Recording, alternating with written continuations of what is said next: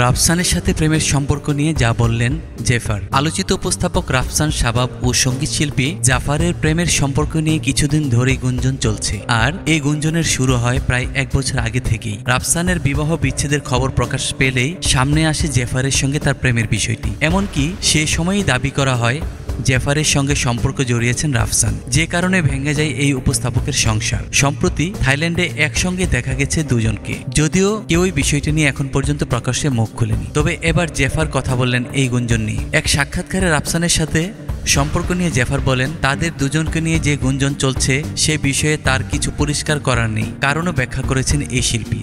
তার কথায়, বিয়ে না করলেও মানুষ ইতিমধ্যে তার ব্যক্তিগত জীবন, বিয়ে সম্পর্ক নিয়ে নানা মন্তব্য করেছেন। রাফসানের সঙ্গে থাইল্যান্ডে ঘুরতে যাওয়া ও প্রেম নিয়ে এই গায়িকা বলেন, আমার ব্যক্তিগত জীবন সম্পর্কে কোনো কিছু শেয়ার করতে পছন্দ করি না, তবুও আমি যেহেতু একজন পাবলিক ফিগার, তাই আমার জীবন নিয়ে তারা নানা কিছু ভাবছে, বিভিন্ন রকম গল্প তৈরি করছে, আমি তাদের সেসব ভাবতে দিচ্ছি।